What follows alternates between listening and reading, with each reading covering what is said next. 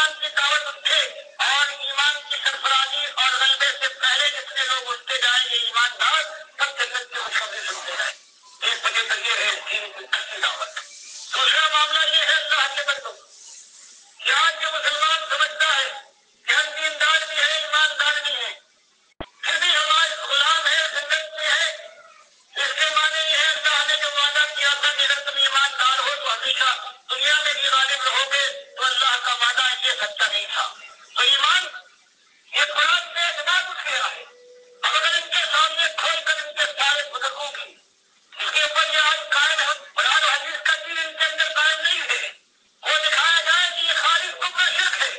اس لیے اللہ نے تم کو دلیل کیا ہے بتا اللہ کا وعدہ سچا ہے تو پھر قرآن پہ اعتماد بحال ہوگا. تو آج تو ایک مسئلہ ہے ہمیشہ ایک مسئلہ رہا اللہ کا کھانے والوں نمک کھا لو. نمک حلالی کا تقاضا ہے کہ اٹھو سب سے پہلے ایمان لاؤ ایمان کو صاف کرو اور ایمان کا ثبوت و بندگی کر کے پھر دعوت دو کہ تمہارا ایک مالک ہے نمک کھا لو. نمک حلالی سے باز آ جاؤ. یہ صرف سب سے بڑی نمک حلالی ہے. پھر ٹھوکرے پڑے گی پھر پکڑا ہوگا پھر دنوں رات زندگی تنگ کی جائے گی پھر ہجرت کے مقام آواز دیں گے اور پھر فرات ہاتھ میں لینا پڑے گا. اس کے بعد اللہ کا دین غالب ہوتا ہے. اس کے بعد اللہ کے بندوں کے ایمان کی قدر ہوتی ہے. پھر اللہ اس کو قبول کرتا ہے.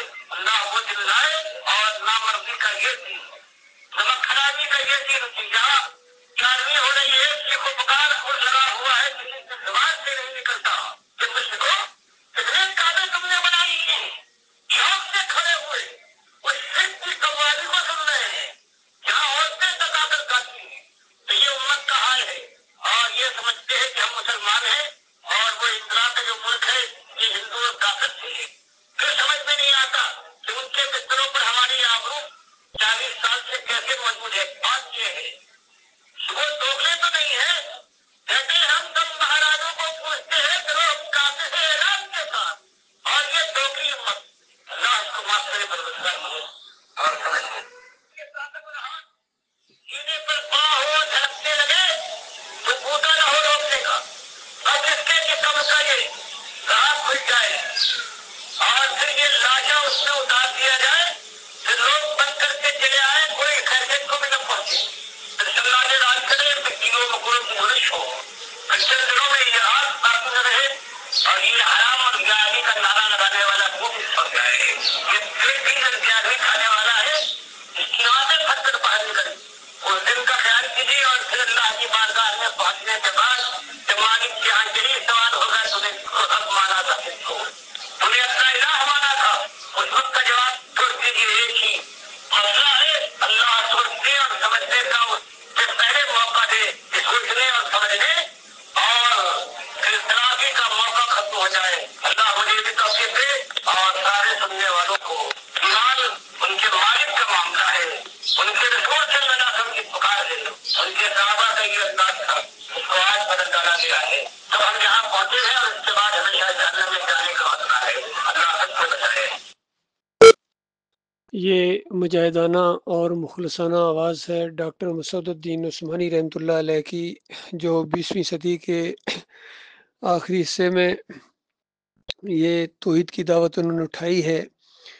یقین جانو میرے بھائیوں اور جہاں جہاں تک یہ آواز پہنچے سارے اندھیرے میں صرف ایک شمع روشن ہے.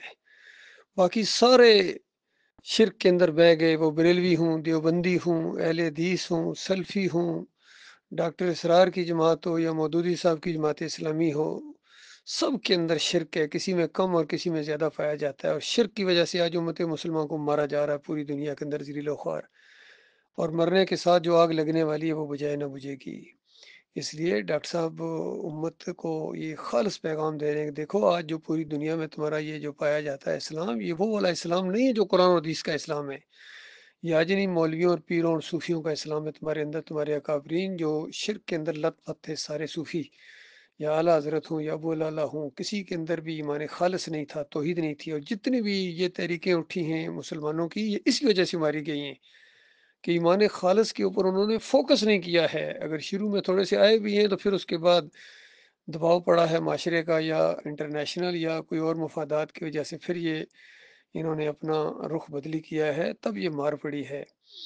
اور ڈاکٹر صاحب کی جماعت کے اندر بھی آخر میں آ کے یہ 2017 کے اندر محمد حنیف سجدہ تعظیمی کا شرک لے آیا. تو یہ دیکھیں ہر دفعہ یہی ہوا ہے، جب تک کوئی گروہ ایمان خالص کے اوپر جم نہیں جائے گا توحید کے اوپر. ڈاکٹر صاحب کے ساتھی بہت کم رہ گئے ہیں، برحال جو ہیں وہ بہت ہی قیمتی ہیں اور اس دعوت کو آگے بڑھا رہے ہیں. اس شمع کو انشاءاللہ ہم بجھنے نہ دیں گے.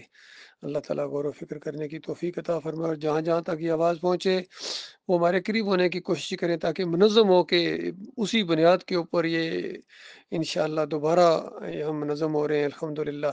اور یہ توحید کی دعوت بڑھتی جا رہی ہے. اب ہر طریقہ اختیار کیا جائے گا. سوشل میڈیا کا دور آ گیا ہے، آڈیوز کے ذریعے، ویڈیوز کے ذریعے، فیس بک کے اوپر، یوٹیوب کے اوپر، انسٹاگرام کے اوپر، ٹویٹر کے اوپر، تھریڈز کے اوپر، ہر جگہ یہ دعوت پھیلائی جا رہی ہے الحمدللہ.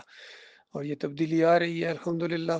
یہ اللہ کی بات ہے. اللہ کے بندو، اور مانو گے اپنا بھلا کرو گے، نہیں مانو گے تو اس سے پہلے کتنے کروڑوں خربوں جہنم کیا کئی دن بن گئے ہیں، پیچھے اسی طرح چلتے رہو گے تو کیا تم نے دنیا کے اندر پھر کیا کمایا ہے.